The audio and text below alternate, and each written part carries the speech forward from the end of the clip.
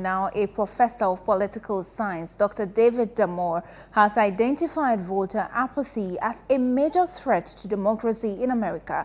He explains that despite a potential tight race between President Joe Biden and his predecessor Donald Trump, there may be a drop-off in turnout during the November elections. Dr. Damore spoke exclusively to Citi Newsroom's Boateng, who is on an international tour on elections in America organized by the Foreign Press Center of the U.S. State Department. 2024 will see more elections than any other year in history, described as the global year of elections or the ultimate year for elections. More voters will go to the polls in at least about 64 countries the world over. However, there is a general concern about declining democracies across the world, and the United States of America is not left out of this.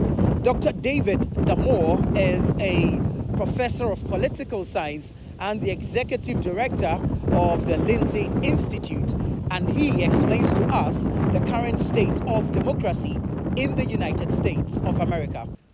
I think the threat is through apathy, in the sense of that people not necessarily sort of standing up, exercising their right to vote, exercising their constitutional freedoms there. I think that's the concern, is sort of this growing sort of malaise as people get sort of much more inward looking. Coming out of COVID, I think this was a real concern here.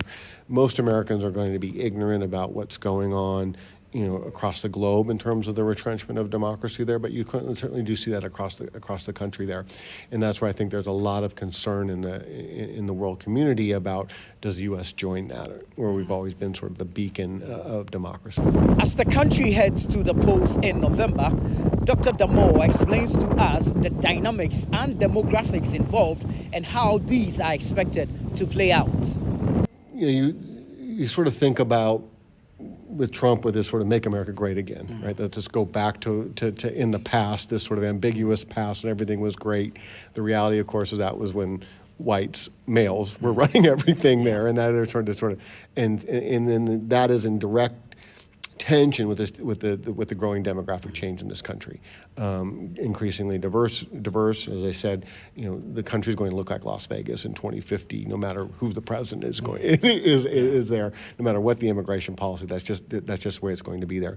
What you see with the younger voters, Republican voters, clearly sort of trending Republican, but younger voters are interesting. They're much less likely to identify as a Democrat or Republican, more likely to say I'm a nonpartisan, but then they go vote Democrats.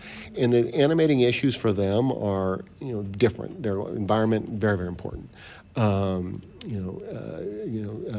Gender identity and some of those identity issues, very, very important. It is clear that the 2024 elections in the USA will be between Joe Biden, the incumbent president, and the former president, Donald Trump.